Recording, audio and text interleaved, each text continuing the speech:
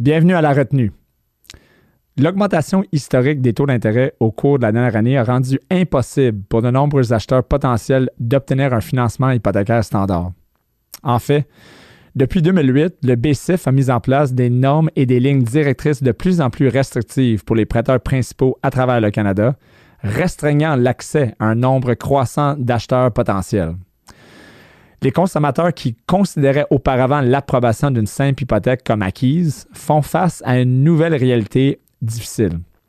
Mais des options existent. Des solutions sont disponibles. Il y a de l'espoir. Avec mon prochain invité, nous explorerons le monde des prêts alternatifs ou prêts B et découvrirons comment l'avenir du financement hypothécaire est plus diversifié que jamais. On se rejoint à la retenue.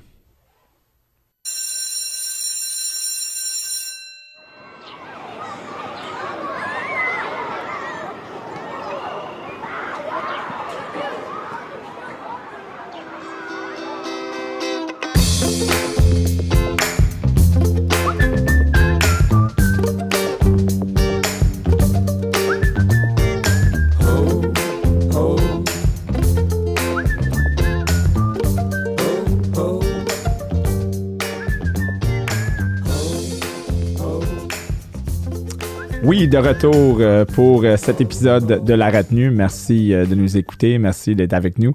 Merci de nous regarder si vous êtes sur le web.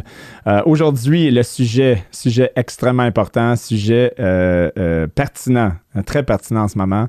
En fait, toujours pertinent, mais encore plus depuis la hausse des taux d'intérêt que tout le monde subit au Québec, au Canada, dans leurs hypothèques, dans leurs dettes, un peu partout. C'est le sujet des hypothèques ou des prêts, en français, en anglais, on dit subprime. Et puis, donc, on appelle ça dans l'industrie les prêts B. Donc, aujourd'hui, on va parler c'est quoi un prêt B, c'est quoi le subprime, pourquoi c'est utile, c'est pas pour tout le monde qui a du mauvais crédit. On va parler des mythes, parler des différents produits, des raisons pourquoi vous pourriez avoir besoin de ce type de produit-là, vous, votre famille, vos amis. Et avec nous, probablement la meilleure personne pour discuter de ce sujet au Québec.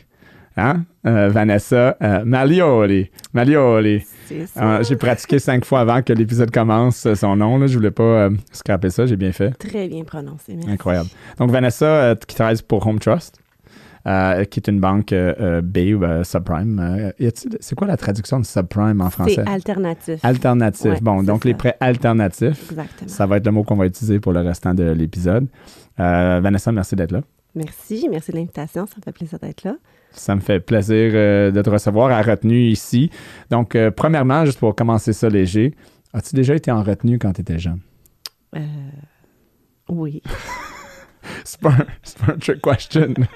Non, la réponse est oui. Pourquoi? Qu'est-ce qui est arrivé? J'étais toujours en retard en classe. Toujours en retard. T'étais pas en retard ce matin, t'étais en même de bonne heure, puis c'est moi qui étais en retard. C'est correct. Mais oui, j'étais toujours en retard. Puis, tu sais, de temps en temps, ça passait, mais des fois, ça passait pas. C'était au secondaire, quand tu es arrivé, ils te donnaient un genre d'affaire jaune. Pink slip, là, exact. oui, Il fallait que tu ailles le valider à la direction, il fallait que tu ailles le chercher pour rentrer. Ouais. Puis là, si tu en avais trop, ils te mettaient en retenue. Mm-hmm. Puis j'amenais ça chez nous, puis ma mère était comme « Encore, je t'ai même conduit à l'école, je comprends pas. » Ouais, c'est ça. C'est des choses qui arrivent. Ça arrive. C'est pas si pire comme raison d'être en retenue. Exactement. Donc, ça t'a permis d'aller réfléchir en retenue, de faire des devoirs, puis ou de juste rien faire. Exactement, disons que c'est ça. Voilà, parfait. Donc, on est là pour parler des prêts alternatifs. Parle-moi un peu de ton rôle, avec quelle compagnie tu travailles, et puis un peu parlons de toi pour commencer. Tu as commencé dans le domaine pour quelle banque? Ça fait combien de temps? Parce qu'on se connaît depuis un bout. Tu es dans l'industrie hypothécaire au Québec depuis un bout. Donc, conte-nous un peu qui est Vanessa Malioli. Qui suis-je? Moi, j'ai commencé mon parcours en 2007 comme technicienne juridique. Alors, j'ai un petit background de droit. J'ai travaillé avec FCT pendant 8 ans. Comme j'étais technicienne juridique, j'ai géré le réseau notaire, alors beaucoup d'expérience avec le notariat, développement des affaires, project management, produits, tout ça. Puis par la suite, c'est là où j'ai été approchée par Home Trust, de quelqu'un qui est très important pour moi, un mentor.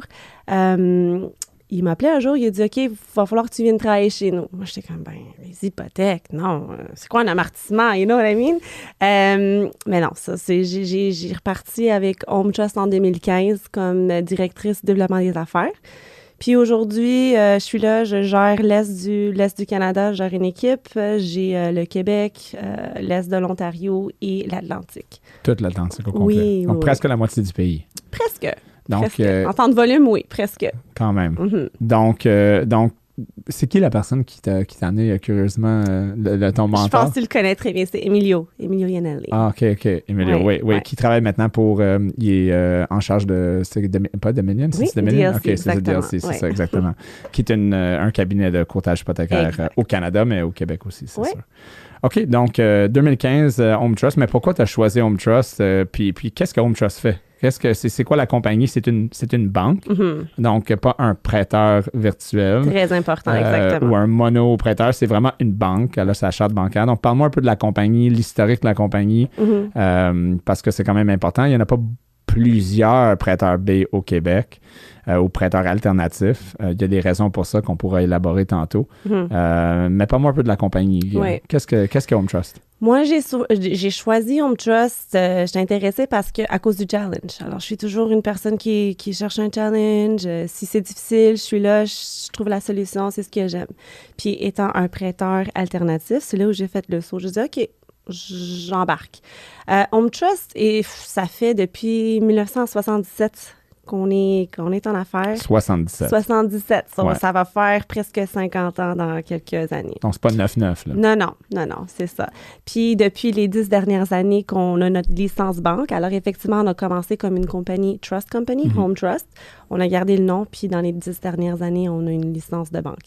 Alors, très important, on parle souvent du prêt alternatif, puis, tu sais, les gens ont peur du B. Moi, je dis alternatif, les gens connaissent ça comme du B parce que...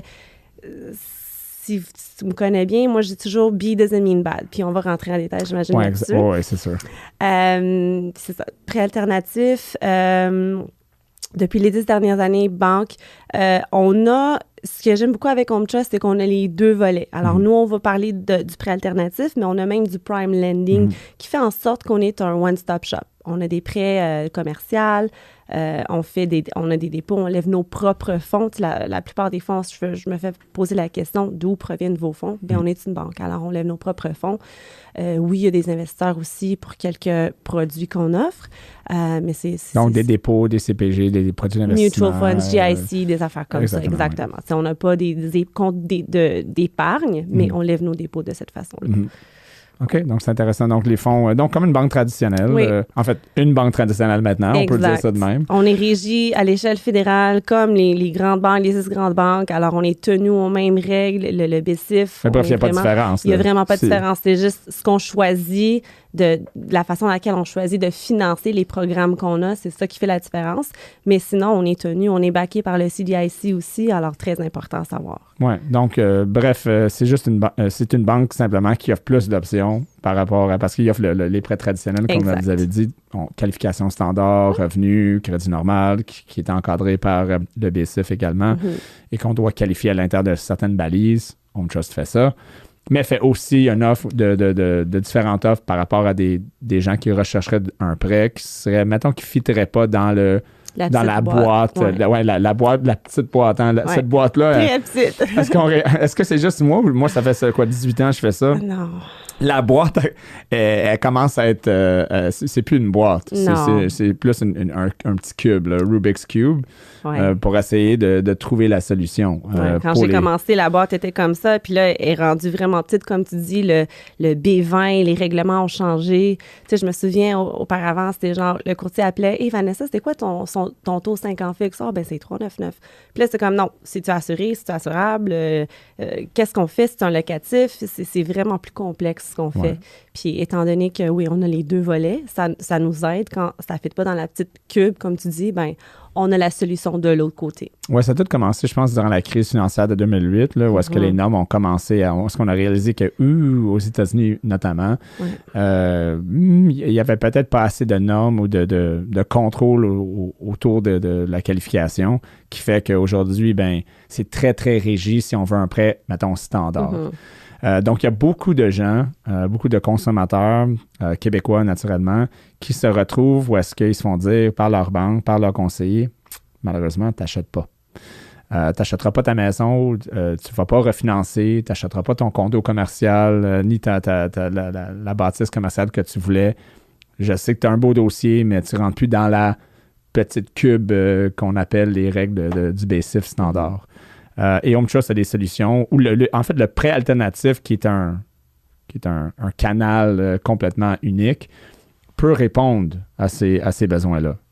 Parle-moi un peu de qu'est-ce qui est prêt alternatif, puis pourquoi les gens ne devraient pas nécessairement avoir, mais devraient ne pas se sentir mal, guilt. Tu sais, comment je suis pas bon, je suis dans un prêt B. Hein, tu vois, on essaie de changer le langage. J'essaie. Donc, mais alternative B, écoute, les gens vont mettre vont attitrer quelque chose de négatif là-dessus, mais non, c'est pas nécessairement ça. Ou en fait, c'est pas ça. Ça n'existe pas de négatif. Là, c'est juste que c'est ta situation. Parle-moi un peu de c'est quoi l'alternative en général. Oui, on va démystifier l'alternative, c'est sûr. Mais tu as dit quelque chose de très important tout à l'heure. Alors oui, tu sais, des fois, le client va se ramasser avec son conseiller en banque, puis malheureusement, j'ai pas la solution pour vous, tu qualifies pas. Puis c'est de là où l'importance, nous, on transige avec les courtiers hypothécaires. Alors, c'est sûr que la seule façon de transiger avec la banque Home Trust, c'est à travers un courtier. C'est de là où vous avez plusieurs choix, puis vous connaissez les banques, puis vous avez la solution. Alors, le prêt alternatif, en fin de compte, c'est une solution alternative aux besoins du client. Alors, le type de profil de client qu'on voit souvent, c'est le travailleur autonome. Alors, dans ce marché, il y a beaucoup, durant la pandémie, beaucoup de personnes ont perdu leur emploi, ils ont trouvé d'autres solutions, d'autres emplois, ils se sont mis à leur propre compte.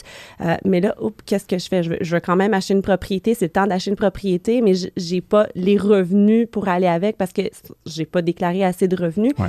Qu'est-ce que je fais? J'ai pas mon 2 ans, je ne fais pas dans la cube. What do I do, right? Alors, les travailleurs autonomes, la qualification est beaucoup plus simple. On utilise une approche, le gros bon sens, quand on qualifie des dossiers, quand on fait notre souscription. Alors, nous, il n'y a pas de boîte, c'est tout du B, de l'alternatif, où on est en mesure d'analyser le profil client, puis de là, on trouve la solution. Alors, travailleur autonome, on a également le profil client qui a un crédit entaché. Alors, malheureusement, il y a des gens qui ont fait face à des épreuves dans la vie, que ça soit des divorces, des séparations, des faillites, des propositions. On en voit beaucoup de gens qui, malheureusement, ont été mal conseillés ou ils n'ont pas eu le choix, puis ils ont fait une proposition, une faillite. Ou un manque d'éducation en général sur le crédit. Tu sais, les gens se sentent souvent mal par rapport au fait que mon crédit n'est pas bon, puis il y a vraiment un genre de culpabilité, c'est ça le mot? Oui. Culpabilité qui vient avec. Mais tu sais, on réalise que ils n'ont pas fait par exprès, là. Puis souvent, c'est un manque d'éducation qu'ils ne savaient juste pas. Oui. Parce qu'il n'y a pas d'éducation par rapport au crédit, là. En fait, moi, je pense que le maximum que j'ai eu, là, c'était un cours qui a duré 2 semaines au secondaire, qui ont parlé un peu de faire un budget. Economics. Ouais, mais on n'a même pas parlé de crédit. Non. Comment obtenir un bon score de crédit? Moi, je suis rentré c'était une drôle d'histoire. Je suis rentré au cégep. Puis, tu sais, quand tu rentres au cégep, la première semaine, il y a des kiosques, de toutes les banques. Non, mais c'est ça. Je sais pas si c'est encore comme ça, mais c'était comme ça quand j'étais là. Puis, écoute, moi, je pense que c'était la banque, je me rappelle pas, ça aurait pu être TD ou CBC, mais je pense que je suis allé au premier kiosque, puis on dit, hey, as-tu une carte de crédit? Tu as 18 ans maintenant. Ben non, j'ai pas de carte de crédit. Ben, veux-tu en avoir un? Ben, je devrais-tu en avoir un? Ben oui, tu as besoin de crédit, c'est important. Ben, OK. Écoute, remplis les papiers, puis bang, j'ai reçu la carte avec une limite de 500$. J'étais content. J'avais pas d'emploi. Donc, tu sais, je restais... en fait, j'avais des emplois d'été, mais pas durant la première session au cégep, la première année. Puis là, avec ma belle carte, je m'ai dirigé au centre d'achat. Puis je m'ai décidé d'acheter un manteau de cuir qui a littéralement coûté, je pense, avec taxe, 498$. Donc déjà là, j'étais à la limite maximum 99% de la carte. Puis là, je suis comme, écoute, le manteau de cuir que j'ai gardé longtemps, là, c'était dégueulasse, c'était même pas beau. But you know, that's what I chose. Donc, puis là, qu'est-ce qui arrive, c'est que j'ai reçu la facture. Là, je dis, OK. OK, donc là, il faut que je le paye. OK, je le paye pas au complet, j'ai pas l'argent, j'ai pas de job, donc j'ai un peu d'épargne qui me reste. Ah, mais mon paiement minimum, il est juste 10$. Ah, ben, va me mettre 10$. Puis là, attention, là, le mois d'après, mais là, j'étais par-dessus la limite. Parce que les intérêts plus élevés que le paiement minimum que j'ai mis, là, je pars dessus la limite. Là, ça marche plus. Écoute, c'était... puis ça, c'est moi, je travaille même en crédit aujourd'hui. Tu sais, je le savais pas. Éventuellement, je l'ai payé, mais... Puis c'était pas si dramatique, mais si ça, c'est mon histoire, puis en plus, je travaille aujourd'hui en crédit, je peux même pas imaginer l'histoire de la plupart des gens. Oui. Il y a beaucoup de jeunes qui savent pas, comme tu dis, prennent des cartes de crédit, puis la limite est élevée, puis il manque des paiements. Mais qu'est-ce qui arrive quand tu manques un paiement? Bien, il y a un impact sur ton crédit. Tu ne fites pas dans la petite boîte noire. Qu'est-ce qu'on fait? Même si on l'a rangé, il y a une tâche qui reste. Donc, qu'est-ce que tu dis aux jeunes, puis que ce soit des jeunes ou des gens plus vieux, nouvellement, tu sais, des gens qui recherchent une hypothèque, mettons, il y a des tâches de crédit. Par rapport à la culpabilité, qu'est-ce que tu aurais à leur dire, des conseils de... Qu'est-ce que tu dirais à quelqu'un, mettons moi, qui a 18 ans aujourd'hui, puis je suis tout coupable d'avoir fait ça, puis j'aurais dû savoir. Ça serait quoi ta réponse à ces gens-là? Don't sweat it. Don't sweat it. Dans le sens que, oui, il faudrait faire attention. Il y a une éducation qui va devoir se faire, mais c'est pas la fin du monde. Pourquoi? Parce qu'il y a des solutions qui existent pour aider ce client-là. Puis c'est pas à vie. T'sais, nous, on parle du prêt alternatif ou du crédit entaché, mais c'est pas à vie, ça se règle. Alors, avec le temps, l'idée, c'est vraiment de trouver des stratégies, des solutions à court terme, parce qu'il y a toujours une porte de sortie. Alors, nous, on parle des hypothèques, un client qui va se ramasser avec un prêt B, mais c'est pas à vie, là, c'est pas longtemps. OK, on a fait une gaffe, quoi que ce soit, il y a quelque chose qui est arrivé dans la vie, c'est pas ta faute. Il y a une maladie qui arrive, ben on n'est pas capable de payer l'hypothèque, on n'est pas capable de payer nos dettes, mais c'est pas la faute à la personne. Life happens. Ben ouais, c'est ça. C'est ça le slogan. Life happens, puis nous, on est là pour vous aider. Life happens, what are you going to do about it? What are you going to do about it? Ouais, so don't sit back, don't wallow. Ouais. It's okay, keep going. Exactement. We got you.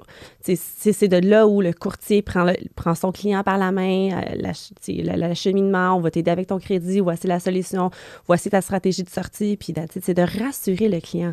Et je le dis tout le temps, B doesn't mean bad. You're not bad. It's just a solution, short term. C'est ça qui est... Non, c'est un excellent point parce que souvent les gens vont être... C'est la honte qui va leur arrêter d'avancer.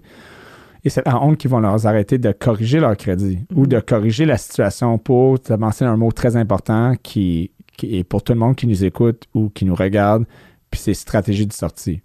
Donc, quelque chose est arrivé, tu ne cadres pas dans la petite cube pour l'instant, mais il y a des solutions pour t'amener à la petite cube éventuellement.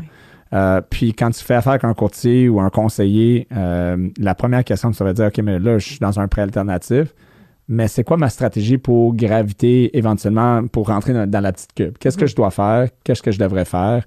C'est pas juste d'avoir un prêt tout de suite, c'est de comment je me rends dans le prêt ultime. Home Trust, c'est intéressant parce que ils font les deux, hein, comme tu as mentionné. Donc, ça te permet en restant à la même banque, tu fais ton prêt alternatif et lorsque tu qualifies pour un prêt standard ou traditionnel, taux normal, dans la petite cube, comme on dit, là, la petite cube, là, on va trademark, on va breveter la petite cube. Ben là, tu peux y aller. Donc c'est quoi l'importance de parler de la stratégie de sortie avec le conseiller? C'est très important. Des fois, j'ai à parler avec des clients directement parce que, c'est un courtier, on a des partenaires d'affaires. Puis des fois, c'est comme, Vanessa, mon client, il a peur. Il te connaît pas. Il vous connaît pas. C'est pas la banque TD, c'est pas la banque Scotia, connue, Desjardins, là. Alors, j'ai à parler avec ces clients-là, puis ils ont peur. T'entends vraiment la crainte dans leur voix, genre, OK, ben, qu'est-ce qui arrive si? Puis, on leur explique que, OK, la solution, c'est 1 an, 2 ans, tout dépendamment de votre situation, disons 1 an. Puis par la suite, on explique, la première des choses, c'est de rassurer le client qu'on est une banque. Je le répète parce qu'ils ont peur quand ils entendent alternatif. Ils pensent au privé. Puis encore une fois, privé, it's not bad. C'est différent, right? Alors, on explique ça au client.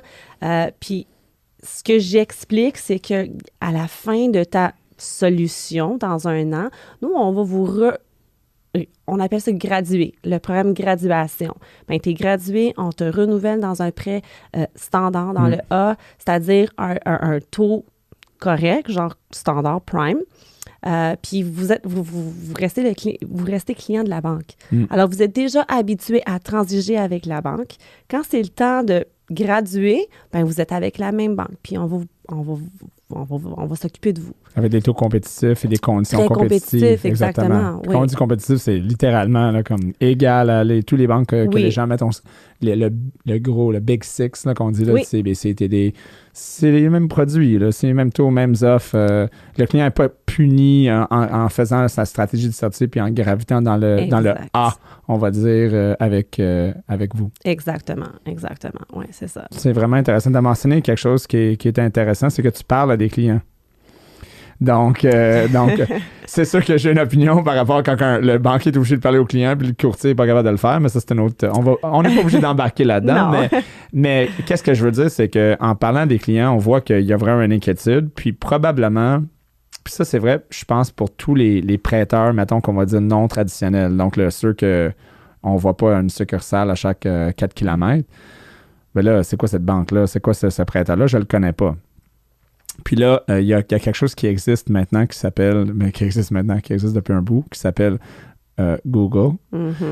Et puis là, donc, les gens vont rentrer Google. Puis après ça, les gens se retrouvent avec ce que j'aime m'appeler du conseil, en fait, la diarrhée camouflagée par de la conseil. Donc, ils vont embarquer sur des blogs où est-ce que, faites attention à ça, c'est n'importe quoi. Puis tu sais, moi, je suis professionnel dans l'industrie depuis 18 ans. Puis, naturellement, tous les banques font des erreurs de service, là, parce que souvent, c'est des commentaires de même. Puis ça, il n'y a pas une banque, que ce soit TD, je ne sais pas pourquoi j'ai TD dans la tête, là, mais Desjardins, TD. C'est le vert. Ça doit être le vert ici, là. Mais tu sais, c'est ça. Puis, les gens vont lire les commentaires de blog, puis ils vont dire, mais là, je ne peux pas faire affaire avec cette institution-là, ça a l'air tout croche. Ouais. Mon point, c'est est-ce que tu peux commenter un peu sur tout ce que tu lis sur l'Internet, news flash, c'est pas vrai. Ouais. Parle un peu des choses qui se font dire, parce que c'est vraiment, il y en a beaucoup de diarrhée là, par rapport à Internet, là, par rapport à les banques non traditionnelles, et la vaste majorité, c'est sans justification. Oui, exactement. Puis, effectivement, je me fais poser la question. J'ai été sur Google, j'ai vu qu'il y a un client qui a dit ça, puis, tu sais, non, vraiment, ça fait pas mon affaire. Puis, des fois, le courtier va me dire, Vanessa, c'est la meilleure des solutions pour mon client, mais là, mon client, il est allé sur Google, puis il n'aime pas ce qu'il a lu. OK, bien, qu'est-ce qu'on fait? Bien, oui, il y a un petit peu d'éducation de courtier, le client, d'expliquer c'est quoi le problème. Mais comme tu as dit, tout le monde fait des erreurs, tout le monde, on n'est pas parfait. Mais c'est souvent les clients qu'ils ne sont pas contents d'être dans cette situation-là. Ils se retrouvent genre, j'ai mon taux, il est un petit peu plus élevé. Parce qu'effectivement, on est en prêt alternatif, il y a beaucoup plus de risques. Oui, les taux sont légèrement plus élevés. J'ai payé plus, puis tu sais, c'est tous ces genres de commentaires-là. Alors, il y a une frustration qu'on sent quand on lit ces commentaires-là. Qu'est-ce que je peux dire? Ça fait longtemps qu'on est en affaires. Comme j'ai dit, là, ça fait presque 50 ans qu'on est en affaires. S'il y aurait vraiment un problème, ben on ne serait pas là aujourd'hui, comme tu as dit. Puis les virtuels, la différence, c'est qu'on n'a pas de succursale, comme tu as dit, mais il y a quand même toujours un service à la clientèle. C'est juste une approche différente. Alors, les avantages, oui, on travaille avec les courtiers hypothécaires, mais ça nous permet aussi d'offrir des taux compétitifs, même mieux des fois que des banques traditionnelles. Alors, c'est vraiment d'expliquer la différence, comme j'ai dit, puis... puis de mettre à l'aise. De mettre à l'aise. Puis les commentaires Google, ben ça va toujours être le même. T'sais, on cherche un restaurant, moi je l'aime, toi tu l'aimes pas, ben c'est un commentaire négatif, moi c'est un commentaire positif. Mais pourquoi? C'est le pourquoi d'essayer de comprendre qu'est-ce qui s'est passé. Oui, exactement. C'est vraiment ça. Exactement. Puis on voit tous les commentaires quand tu essaies de voir, mais ce restaurant-là a eu 5 2 étoiles. Puis là, quand tu vas dans le contexte de lire ça, c'est parce que la personne m'a mis de l'eau, puis l'eau, il n'y avait pas de glace dedans, 2 étoiles. OK, ben là. Donc, tout est subjectif. Hein? Donc, il faut mettre un peu de contexte. À la fin de la journée, on trouve la solution. Tu sais, je répète ça parce que c'est ce qu'on fait. On recherche ça. C'est ce qu'on fait. Vous voulez une maison, vous avez besoin d'un projet, vous avez besoin de refinancer, vous ne rentrez pas dans le cube, voulez-vous une solution ou voulez-vous juste rester dans la situation actuelle? C'est ça. Est-ce que j'ai demandé un petit peu plus de documentation? Peut-être. Est-ce que j'étais un petit peu en retard à envoyer le dossier chez le notaire? Ça se peut. On ne rentre pas dans la documentation. Non, mais juste pour dire... Là, non, mais c'est parce que la documentation, là, les gens... OK, mais là, on va rentrer là-dedans, là, mais les gens, la documentation, c'est pas un droit d'avoir un prêt hypothécaire, c'est pas un droit d'avoir un prêt, c'est un privilège. C'est ça. Donc, moi, j'essaie de dire ça à tout le monde, que si quelqu'un vient me voir parce qu'il veut... Ryan, est-ce que j'aimerais que tu me prêtes 100 000 $? Puis là, je dis à la personne, OK, je suis prêt à considérer ça, mais j'aimerais que tu me donnes les documents suivants. Ben là, tu ne me demanderas pas ça. Moi, je suis une bonne personne. Donne-moi le 100 000. Non. Donc, tu sais, puis tout le monde dirait, ben oui, c'est logique, il demande 100 000. Pourtant, les gens n'ont pas cette opinion-là par rapport à la banque. Ouais, mais ils ont des milliards. Ouais, mais ils ont des milliards parce qu'ils font attention avec qui ils prêtent. Puis je comprends, les gens, il y a une frustration que des fois, ça peut sembler exagéré, mais à un certain point, tu sais, c'est 2-3 documents, donne les documents, pogne ton prêt, puis la vie est belle. Exact. Tu sais, bats-toi pas sans arrêt tous les jours sur des points que finalement, ça ne tirera pas. Mm-hmm. Tu as mentionné tantôt que au niveau des taux d'intérêt, tu sais, les gens, le taux est plus élevé, puis ils ne veulent pas en parler. Puis, tu sais, c'est comme un genre de embarrassment d'avoir un taux plus élevé. Ouais, mais le taux, tu sais, c'est toujours le taux d'intérêt, hein, versus la solution, comme tu parlais. Je sais pas, mais tu trouves pas que le taux d'intérêt, c'est un genre d'affaire de locker room, genre penis envy, taux d'intérêt, là, comme, tu sais, tout le monde essaie de comparer c'est quoi ton taux, là, comme dans une chambre d'hockey de gars, hey, toi, 6 pouces ou 8 pouces, là, tu sais, c'est n'importe quoi, là, non? C'est le même principe. J'aime ça. On va se faire annuler. J'aime ça que Vanessa est comme, c'est le même principe que penis envy. Donc, it is what it is. It is what it is. It is what it is. C'est ça. Mais non, mais des fois, c'est complètement ridicule. Ouais. Arrête de vous comparer. Vos situations sont complètement différentes. T'es-tu marié? T'es-tu content de ta relation? Bon, ça va bien. C'est quoi le problème? Là? Et on a mis, donc, tu parles un peu que le taux n'est pas tout, là, un peu. Là. Non, exact. Moi, la première question, quand j'ai quelqu'un qui m'appelle, « Hey Vanessa, j'ai ce client-là, c'est quoi ton taux? » Non, c'est quoi ta situation? Exact. C'est vraiment ça. Puis, c'est de là où les clients, je prends l'exemple d'un travailleur autonome, OK? Il n'y a pas de crédit entaché, c'est super crédit, il y a de l'argent, il n'y a pas de problème, sauf que la déclaration n'est pas assez. Puis c'est ce client-là qui va toujours dire « Oh, mais le taux d'intérêt il est plus élevé. Mon cousin, il a eu avec la banque telle 2 points de moins. 2 points de moins. » Je suis juste comme « OK, mais y a-tu déclaré son argent d'une autre façon? Y a-tu quelqu'un d'autre sur le prêt? » C'est tous ces éléments-là. Regardons le contexte. Exactement. Ouais. C'est vraiment le contexte qui compte. Alors, oui, c'est toujours « Ah, mais tu sais, mon client, il me dit qu'il peut avoir ça. » Non, il peut pas l'avoir. Si tu me dis que c'est ratios d'endettement, puis là, on va pas rentrer à la technique des ratios d'endettement. Non, mais on peut investir. OK. Ben, c'est ça. Si les ratios d'endettement sont plus élevés, qui ne fit pas dans le cube, là, mais non, il n'y a pas d'autre solution. C'est chez nous. Alors, c'est soit que... Soit tu as ton prêt, tu ne l'as pas. Exactement. On réalise des rêves chez Home Trust. Alors, tu veux acheter ta propriété, no problem. Tu veux refinancer ta propriété, mais c'est ce qu'on fait. Puis, on est axé sur la solution. The rate doesn't matter at this point. C'est comme on dit, le client qui se sent un petit peu genre guilt, là, il y a la crainte, ben c'est ça, là, c'est short term, là, puis après tu vas te remettre. Tu as commencé à parler d'un des cas qui est très populaire en ce moment, mais qui a toujours été, mais encore plus maintenant, c'est le cas de travail autonome et revenu déclaré. Donc, pour que les gens comprennent, ceux qui nous écoutent ou regardent, revenu déclaré, c'est pas ton brut que les banques regardent, c'est ton net. OK? Allô, le net. Donc, c'est quoi le net pour ceux qui sont incroyables comme travailleurs autonomes à faire leur job, mais moins incroyables à comprendre leurs impôts? C'est que vous avez un revenu total et après ça, vous avez un revenu après dépenses net. Donc, ce qui vous reste, entre guillemets. Mais comprenez que ce qui vous reste sur papier au niveau des impôts et ce qui vous reste réellement, oui, on le sait tous. Il y en a plus qui restent. Peut-être qu'il y a du cash, pas vous, là, je sais, personne ne travaille au noir au Québec, mais mettons, là. Puis, non, mais c'est ça. Puis peut-être que votre comptable, votre CPA a fait sa job, il a dit, écoute, on va mettre ça comme dépense, on va prendre ça parce qu'on veut réduire votre charge fiscale. C'est normal. On paye beaucoup d'impôts au Québec. Donc, un bon comptable, un bon CPA va faire sa job puis va réduire votre impôt imposable. Excuse-moi, votre revenu imposable.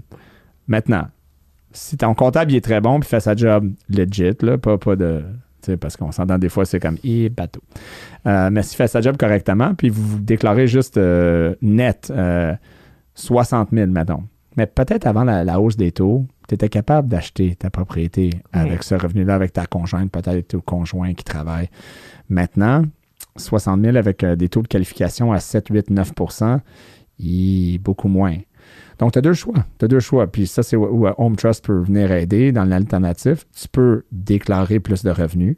Mettons que ton 60 000, maintenant, tu as besoin de déclarer 120 000 brut. Pas brut, net.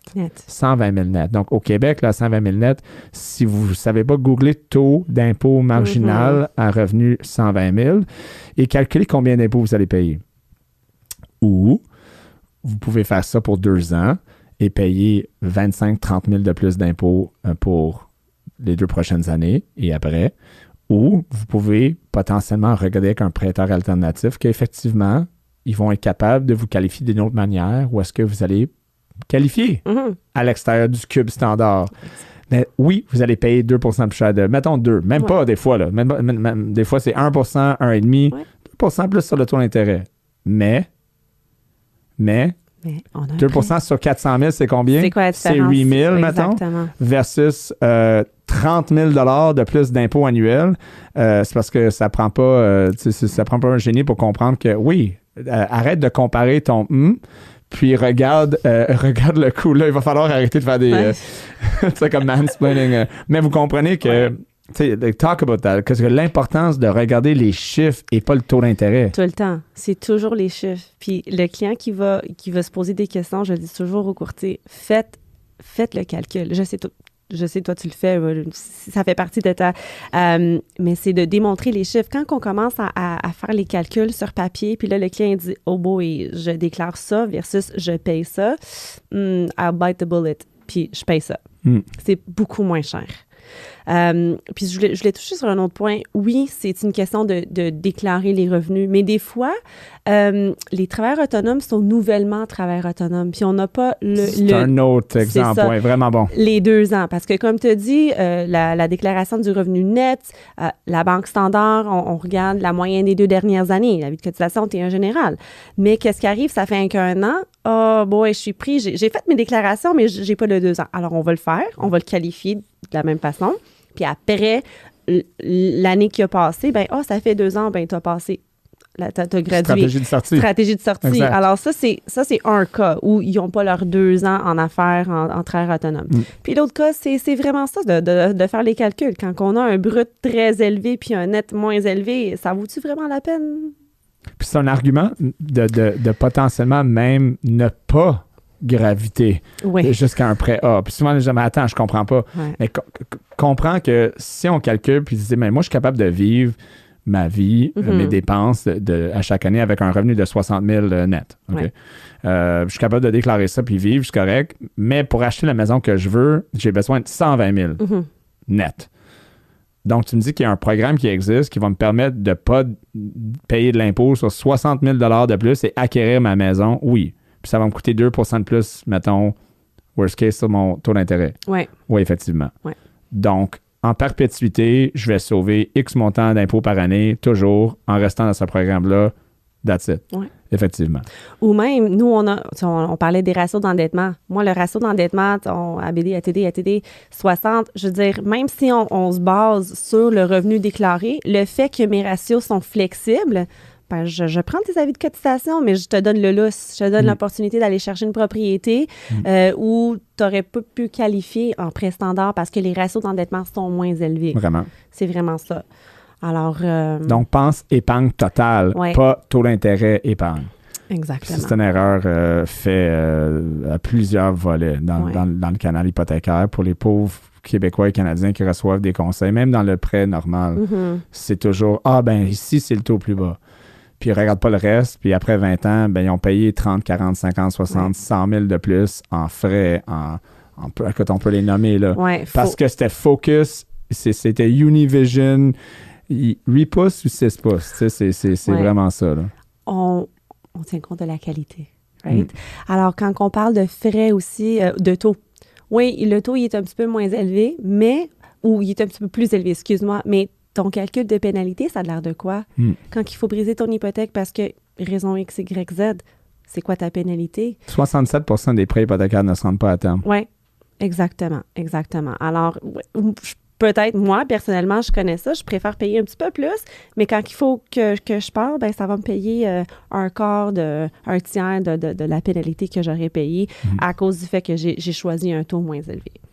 Alors, il faut tenir compte de ça aussi quand on fait l'analyse. Exactement, exact. Parlons d'autres cas, parce que c'est bon, les gens écoutent, disent, tu sais, c'est quoi les autres cas? J'ai un ami, moi, qui a fait faillite, ou il a fait une proposition, c'était pas de sa faute. La pandémie, il y avait un restaurant durant la pandémie, ça n'a pas marché, il fallait qu'il fasse ça. Mais là, il s'est recyclé, il a un excellent job maintenant, il travaille comme gestionnaire de projet X, salaire super bon, ils ont une mise de fonds super bon, mais effectivement, crédit est un peu magané.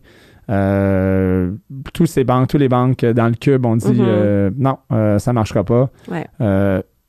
Les prêts alternatifs Home Trust peut être une solution pour ces gens-là temporairement. Donc, c'est quoi, dans leur cas, comment ça fonctionne? Le crédit, c'est quoi vos normes de crédit pour vous, là? Ce qu'on veut faire comprendre aux clients qui ont fait faillite, aux propositions aussi, ça ne veut pas dire que tu ne te rendras pas dans un prêt standard. C'est juste le getting there. Alors, je donne un exemple. Le cube, on va demander 2 ans de libération, 2 lignes de crédit refaites. Alors, ça prend du temps. Alors, puis même là, ça devient de moins en moins possible. Il y en a plusieurs que même si tu as déjà fait une faillite, c'est un non absolu en perpétuité. Là, oublie ça. Là. Donc, c'est de moins en moins même possible dans le... exactement. Oui, exact. Ouais. Alors, nous, je donne un exemple. Le client a fait faillite, il est libéré aujourd'hui. Moi, demain, je finance. J'ai la possibilité de les financer, que ce soit un locatif, un propriétaire occupant, whatever. Il achète avec un don. Il y a beaucoup de flexibilité. Alors, j'ai pas besoin d'un rétablissement entre le moment de la libération de la faillite et le financement. Alors, ça donne du lousse. Comme tu as dit, ils ont du cash, ils ont des possibilités, mais là, il y a quelque chose qui est arrivé, right? La proposition aussi. Alors, le client qui est présentement en proposition consommateur concordataire, on peut les refinancer, ces clients-là, pour mettre à jour leur proposition. Alors, tu sais, le client qui va venir te voir, Ryan, j'ai besoin de faire un refinancement, j'ai des dettes à clérer, j'ai une proposition, qu'est-ce que je fais? Pas de problème. Au lieu d'attendre le 5 ans pour repayer la proposition, on peut faire quelque chose tout de suite. Immédiatement, la proposition est repayée. C'est ça. Tu commences à rétablir ton crédit, on te ramène dans un prêt standard plus rapidement. Exactement. Alors, l'avantage, c'est qu'on peut les rembourser à même le prêt. Qui donne, comme tu dis, tu commences à rétablir ton crédit déjà. Après 2 ans, on te ramène dans le standard. Donc, les gens doivent sortir du stigma de la culpabilité, puis de voir qu'il y a des solutions, de parler à leur conseiller, à leur courtier, et de voir ces options-là pour le bénéfice de leur situation financière. Là. C'est quand même incroyable. Même chose des hypothèques légales. Tu sais, ils ont des impôts qui ne sont pas payés. Souvent, ce qu'on voit, c'est les travailleurs autonomes, clients en valeur nette, ils sont en retard avec leurs impôts. Et no problem, on refinance, on vous met à jour, puis après même, je dirais 6 mois, 1 an, rétablissement avec le prêteur, le prime lending. Alors, toutes ces petites paperasses-là, tu sais, les clients qui, durant la pandémie, ils ont dû faire des reports de paiement, des retards sur leur hypothèque, on n'est pas là pour pénaliser ces clients-là, mais ils ont eu de la difficulté. On va les prendre chez nous 1 an, no problem, on les refinance, on les finance. Il n'y a pas de problème. Est-ce que vous avez un minimum de score de crédit? Mettons quelqu'un qui a dit OK, peut-être, puis il s'en va sur Equifax maintenant pendant qu'il nous écoute, puis son score est à 514 ou 488. Là. Pour ceux qui ne savent pas c'est quoi les scores de crédit, là, donc ça varie, mettons, entre 400 et 900. 400 étant Bateau, 900 étant Bill Gates. Oui, exact. Donc, tu sais, rapidement, c'est pas exactement ça, mais juste pour le but de ce podcast, voilà l'image que vous pouvez vous mettre. Est-ce que vous avez une limite? Est-ce que c'est pas le score que vous regardez, mais c'est plutôt le... C'est l'ensemble du dossier. Alors, j'ai pas de code BICAN minimum. Alors, j'ai vu des rejets, des non-existences. J'en ai vu des zéros aussi. Ça existe. 400, 500, on n'a pas vraiment... C'est pas ça qui nous inquiète. Nous, on va regarder vraiment l'ensemble du dossier. C'est quoi la situation du client? Oui, son score, il est entaché.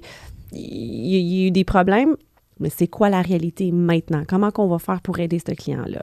Bref, si on avait à comparer ça à, mettons, une situation de guerre, où est-ce qu'il y a plein de blessés sur le terrain, le crédit pour vous, là, ou l'historique ou la situation, c'est vous regardez pour voir si le patient, on peut mettre du temps dessus puis on peut le sauver. Oui, exactement. Si le patient, il va pas bien puis il n'y a rien à faire, on va lui donner 2 shots de morphine, on va passer au suivant. C'est un peu brutal, là, mais we're killing people here. Ouais. Mais le point, c'est que vous voulez voir qu'en faisant le prêt, ça va lui amener ou amener le consommateur à une meilleure situation, à une situation où est-ce qu'il s'en va dans la bonne direction. C'est un rehab. C'est comme rehab. Oui, exactement. Là. Mais si vous voyez clairement que le gars arrive avec une bouteille, avec un sac d'alcool au rehab, ben, peut-être le rehab, c'est pas pour toi. T'es pas rendu là, t'es pas prêt. Donc, c'est aussi simple que ça. Donc, pas de minimum score de crédit. Mais si ta situation a de l'air à vouloir continuer à descendre, même si on fait quelque chose, ben, guys, il va falloir qu'on parle plutôt à voir, ben, qu'est-ce que vous allez devoir changer dans vos vies avant. Là. Exactement. Oui, on parle de solutions, sauf que des fois, c'est vraiment la stratégie avant la solution. Il y a des cas où, effectivement, le risque est trop élevé pour la banque ou on n'est pas en mesure de trouver, c'est pas autre chose qui va l'avoir, mais des fois, on va vous dire, allez voir avec un privé. Je sais pas, c'est-tu 6 mois, c'est 1 an, tout dépendamment du cas. Puis par la suite, après qu'il est avec son privé, c'est comme des étapes. On vient voir le prêteur alternatif. Nous, on connaît le privé, ça travaille bien ensemble. On se parle des fois. Des fois, j'ai des collègues dans le privé, puis j'ai une situation, je pense pas pouvoir aider ce client-là. Toi, tu peux-tu l'aider? Oui, je peux le faire, je peux t'aider, je peux les aider. Parfait, on a un plan de match. Après 6 mois, disons, 1 an, let's go, Home Trust, prêt alternatif, no problem. Puis, c'est vraiment... Privé, après alternatif. Exactement. Après dans le cube A. Exact. Puis on le voit très souvent. Il y a des cas où on n'est pas capable de financer ces clients-là. Ça arrive. Ouais. We want to save the world, mais... Vous êtes un peu le pont entre le privé. L'alternatif, pas toujours, mais l'alternatif peut agir comme le pont entre le privé et le A, mettons, le standard. On a reçu Patrick Lalonde, notamment de Panthère, qui est un prêteur privé, qui est quand même très reconnu et respecté au Québec. Puis c'est ça qu'on parlait, que souvent, eux, le privé travaille aussi avec l'alternatif pour dire, OK, mais nous, on va régler nous, on va opérer le patient, là, comme lui qui allait mourir sur le terrain, puis on va le rendre stable. Il a quand même besoin d'aide encore. Vous servez comme rehab, comme tu disais. Puis finalement, quand il est en santé, puis ça va bien, ben on y va dans la vie de tous les jours, là, dans le prêt. Là. L'image est un peu morbide, là, mais c'est ça la réalité. Tout le monde va écouter Saving Private Ryan après notre épisode.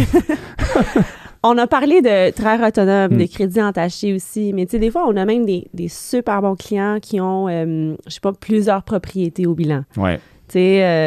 Ça fait en sorte que c'est juste du revenu locatif. Ils ont un parc immobilier.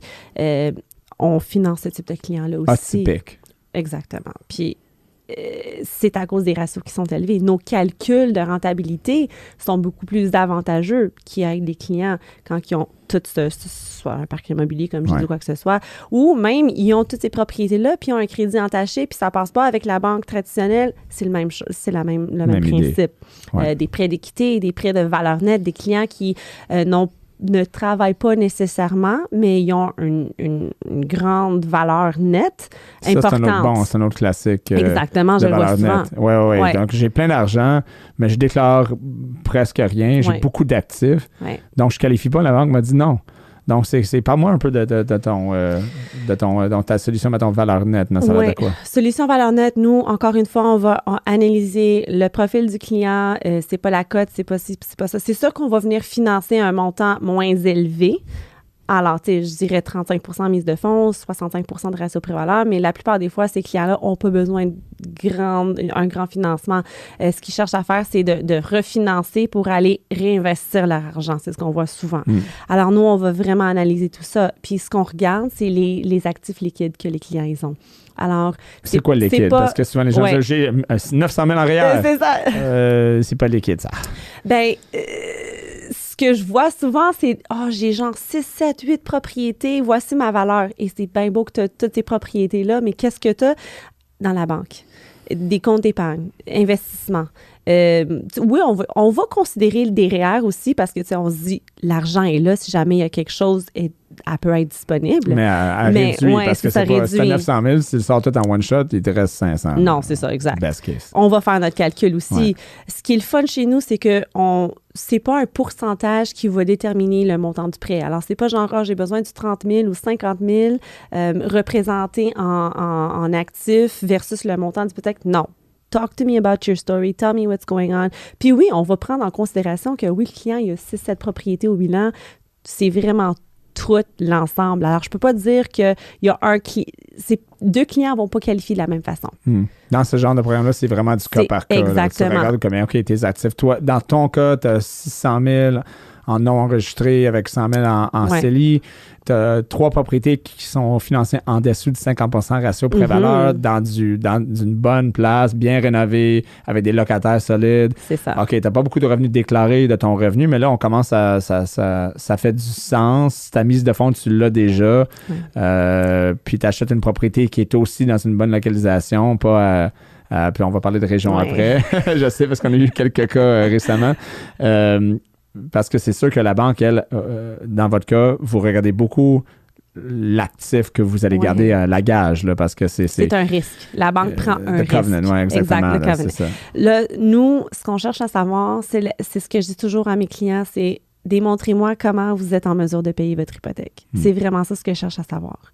Si, tu sais, oui, il y a tout cet argent-là. Si jamais il y a quelque chose qui va mal, whatever, ben je sais qu'il y a tous ces actifs-là, il y a toutes ces propriétés-là. Je dirais, il est où mon risque? C'est vraiment ça. Es-tu capable de payer? Oui, OK, merci, let's go. Ouais, exactement. Est-ce que ça veut dire que je me prends 6 mois, 1 an en paiement réservé? Oui. Je peux faire ça aussi. Si tu peux me démontrer que tu as déjà 1 an de paiement en banque, ben je prends une retenue, disons, de 6 mois. Je me protège pendant 6 mois, puis tu ne travailles pas, tu as de la valeur. Quand même, tu as besoin d'un... Il y a des solutions. Il y a des solutions pour ça, trouver exact. Des solutions.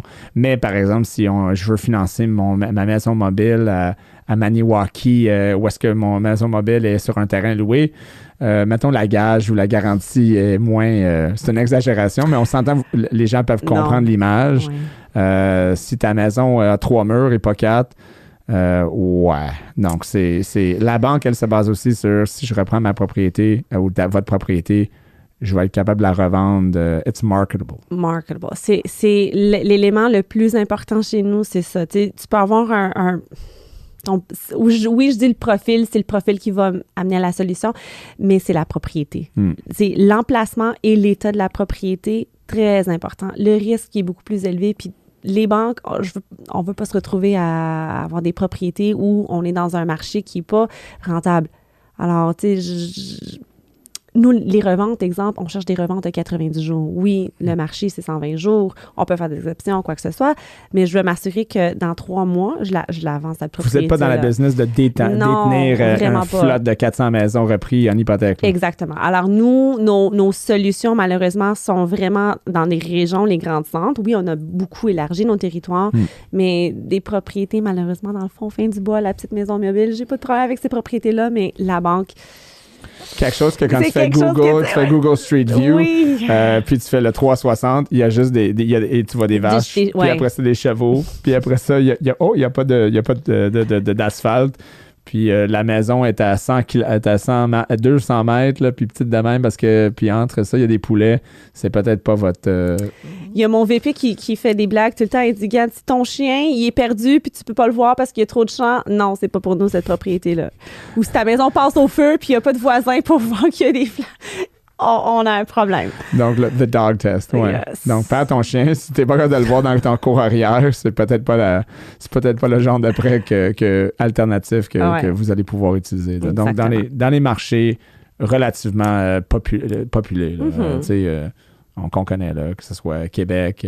Oui, Montréal, Sherbrooke, Drummond, Trois-Rivières. Saint-Hyacinthe, oui. C'est ça, c'est Laval, Montréal, Gatineau. Les gens nous comprennent. Là. Exactement. OK, c'est excellent. Donc, je voulais toucher aussi sur d'autres solutions potentielles, parce que là, à résumer, si les gens sont en train de dire, OK, mais si j'ai pas assez de revenus nécessairement, on a une solution. Si mon crédit est amoché, on a une solution dans le prêt alternatif. Travail autonome, on a une solution. Travail autonome pas déclaré assez. Travail autonome aussi pas assez long. Pas assez long. J'ai une histoire là-dessus que je vais peut-être compter. On a des solutions. Mais si ma maison est très loin, oublie ça. Ouais. OK? Et puis, l'autre, c'est quoi l'autre qu'on oublie? Ben, l'autre, c'est les clients. Je parle de prêts d'équité, mais dans le sens que ce qu'on voit souvent, c'est les clients qui sont à la retraite. Alors, les revenus retraités qui, malheureusement, avec les ratios, sont pas trop élevés, sont pas, fit pas dans la cube, encore une fois, on va les faire chez nous. Alors, il y a des solutions pour ces clients-là. Puis la plupart des fois, ce sont des ratios prévaleurs très bas. Ce qu'on voit, 50, 55 60 de ratio prévalence qui veulent un petit refinancement pour éclairer leurs dettes, sont à la retraite. C'est un revenu qui est garanti. Oui. Donc, les clients peuvent nous appeler pour ça. Les clients peuvent appeler leurs conseillers. Si les gens nous écoutent, ben vous connaissez quelqu'un qui sont comme que je ne suis pas capable. Il y a des solutions. Baissez-vous pas les bras à cause que vous avez simplement eu de votre banquier un non. Conseiller, rencontrer des gens qui peuvent vous conseiller, puis regardez toutes les options pour prendre un choix informé. À la fin de la journée, c'est une question de choix vraiment informé. 100%. Je te raconte une histoire, tu me dis c'est bon, parce que moi je vois des cas tous les jours. Puis ça, c'est un point que je veux adresser parce qu'il y a aussi les acquisitions de propriété, les opportunités que peut-être tu ne rentres pas dans le cube. Puis tu pourrais perdre une opportunité qui pourrait te faire 2, 3, 400, 500 000. Il y en a plein pour les investisseurs ou juste pour quelqu'un normal qui voit une opportunité qui dit « Ah, je veux acquérir. Ah, mais ma banque a dit non, je perds l'opportunité. » Attends, il pourrait avoir des solutions. Donc, juste une histoire, vraiment vite. Donc, un client qui a presque plus d'hypothèque, ça va bien, il habite à Montréal, il a un duplex, petit revenu, il est jeune, ils ont vraiment comme attaqué leur prêt. Je pense qu'il reste comme 35 000 qui reste, valeur qui est 800 000. Wow. Ça va bien. Puis, situation bizarre, ils ont un voisin qui est âgé. Puis, c'est une madame. Et puis, la madame n'a pas de famille. Vraiment. Mais ils s'entendent vraiment bien depuis 15 ans. Et puis, la madame a été diagnostiquée avec un cancer. Puis, elle va décéder. Et puis, elle les approche puis dit « Écoute, moi, j'ai pas vraiment de famille, une couple de personnes, j'ai quelques charités que j'aimerais donner, mais tu sais quoi, je vais vous vendre ma propriété, ça vaut à peu près 850 000, 900 000, je vais vous le donner pour 350 000. Pas donner, mais vendre. Donc là, on s'entend que c'est sûr que le client doit avoir des conseils, consulter un notaire, s'assurer que la personne est un comptable. Un comptable, s'assurer que la personne qui vend est aussi d'accord, apte de dire, c'est pas juste comme, tu sais, elle n'est pas sur un genre de médicament qui fait que, tu sais, non, mais. Oui, non. C'est quand même important. Donc, tout est legit. Et finalement, donc, parfait. Écoute, client nous appelle. Ça a l'air de super situation. Puis là, on regarde, OK, on va monter le dossier. Madame, sa conjointe travaille à temps partiel parce que, tu sais, ils n'ont pas besoin de beaucoup. Ils ont une hypothèque de 39 000, ils ont travaillé fort, ils sont un peu plus ils sont quand même jeunes, mais sont relax. Et monsieur, il travaille dans un domaine, mais il a décidé de partir de ce domaine-là puis d'aller travailler autonome dans le même domaine. Puis ça fait genre 8 mois. Donc là, ben, on a pas assez de revenus. Standard dans le cube. OK, parce qu'ils ont un peu d'actifs, mais pas beaucoup d'actifs. Ouais, donc, mais travail autonome, on a des points incroyables, on a des solutions, mais on n'a pas de déclaration d'impôt, on n'a pas le 2 ans. Qu'est-ce qu'on fait? Donc, ici, les histoires sont bonnes, mais exact. Pour toi, t'es comme, ça c'est beau ça. Oui, ça. Mais tu sais, il va à une banque, puis la banque va lui dire, non, désolé, excuse-moi, c'est parce que t'as pas d'actifs. Pas d'actifs, mais t'as pas de revenus. Vraiment pas assez. Là, tes ratios sont à 89. Sorry, c'est pas possible. Donc ici, ce serait une option potentiellement d'aller dans le B. Tu as dit quelque chose qui est très important. Moi, je pense aux revenus de monsieur. Il était dans le domaine, ça fait longtemps, puis là, il repart à son compte. Il y a un historique d'emploi. Alors, nous, ce qu'on va faire, on va regarder les derniers 8 mois de ses relevés bancaires, voir les rentrées, tout ça, puis on va le qualifier avec ce revenu-là. On va l'annualiser sur ces 8 mois. Et regardez qu'est-ce qu'il faisait avant. C'est ça, j'allais dire. Ça se ressemble-tu? Exactement. Okay. Est-ce qu'on va vérifier peut-être les rapports d'impôts des 2 dernières années, voir si c'est la même chose au niveau des revenus. Mais nous, ce qui compte, c'est vraiment le fait qu'il y a un emploi stable. Ça fait comme il était toujours dans le même domaine. Madame, on prend ses revenus aussi, il n'y a pas de problème. S'ils ont des enfants, j'ai pas mentionné ça, des allocations familiales, 100%, on les prend, on aime ça, no problem, on vous aide avec ça. Mais oui, alors, tu sais, l'hypothèque, il n'y a pas beaucoup, tu as dit 35 000. Les ratios, là, nous aussi, on regarde les revenus des 8 derniers mois. C'est sûr que nous, les ratios d'endettement vont probablement descendre de 89 à genre peut-être 60. Ou même plus, parce qu'il y a des revenus dans le... C'est un duplex, là, puis il y a l'autre duplex aussi. Donc là, on compte les revenus du duplex. Puis là, on est genre 50, 55, 52, ce qui n'est aucun problème chez nous.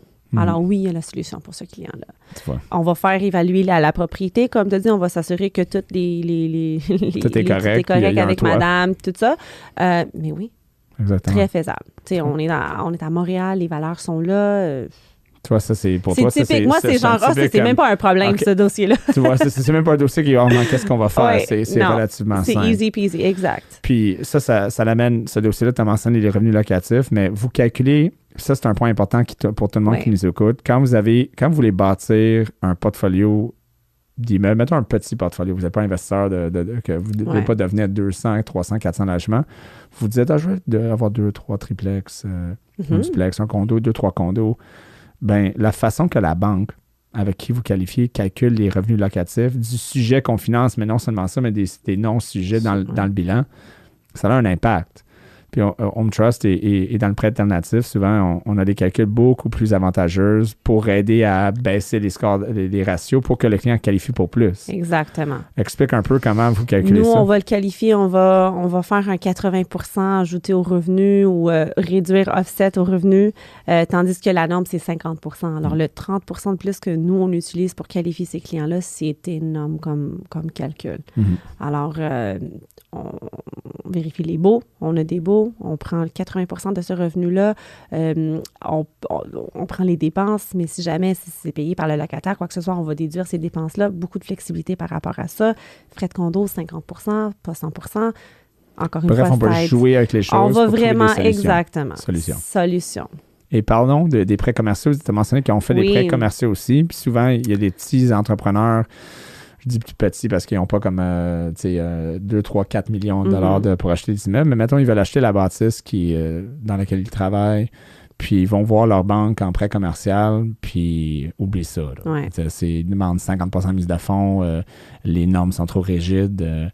Vous avez des solutions pour eux aussi. Là. Absolument. Puis c'est les mêmes critères de souscription qu'on vient de parler. Alors, un client qui soit a un crédit entagé, soit qui est travailleur autonome puis veut bâtir un petit portefeuille, à partir de 5 logements, ça devient commercial. Alors, ils veulent des 5plex, des 6plex, ou même des fois, ce qu'on voit, c'est des strip malls où on a des bâtisses où j'ai les résidences en haut puis j'ai le commercial en bas.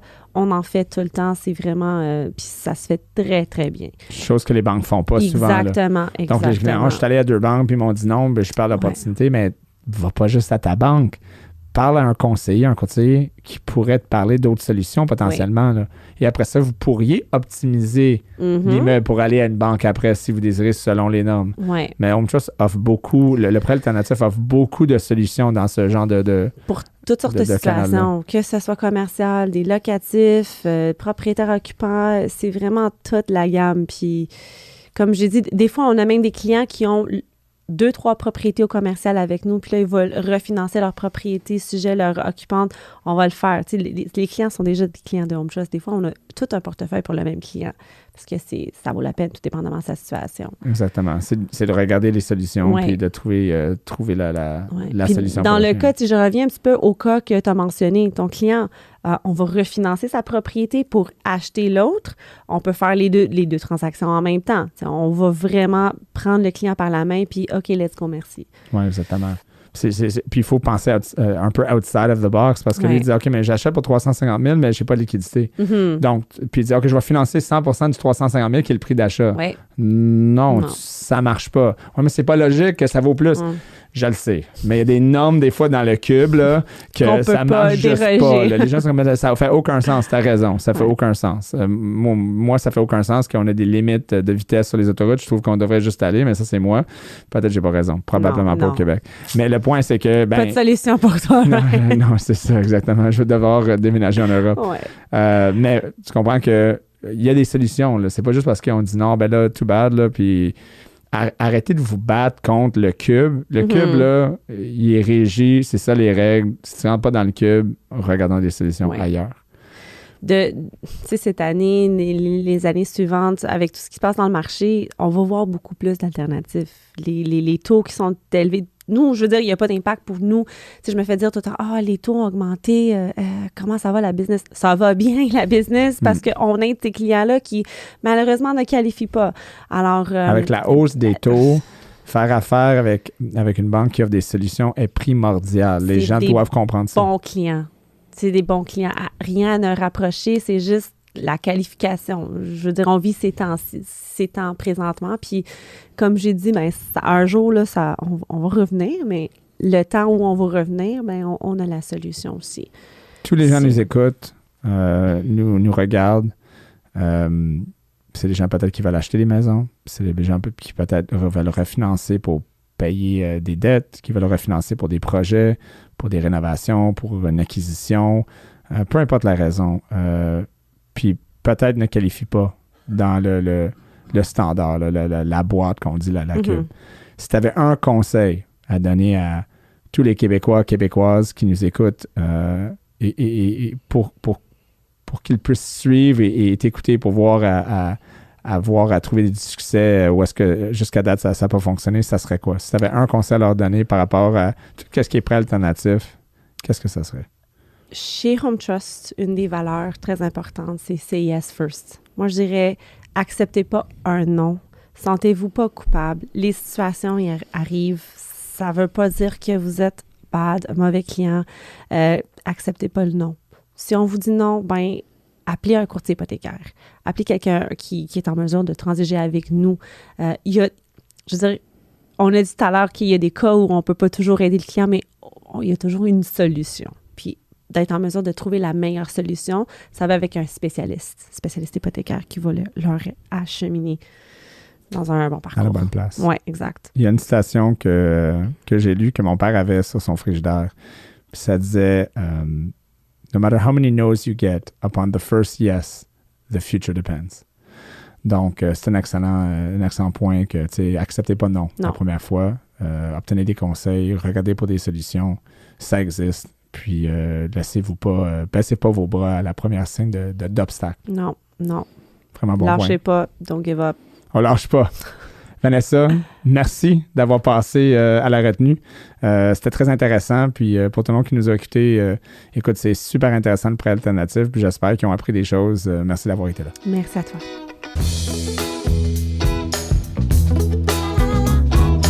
Merci d'avoir été avec nous pour cette retenue. Je vous invite à nous suivre sur Facebook, Instagram, YouTube et les principales plateformes de podcasting, Spotify, Apple Podcast, Google Podcast. Et si vous connaissez un cancre financier, dites-lui de s'abonner à ce podcast. On se rejoint à la prochaine retenue.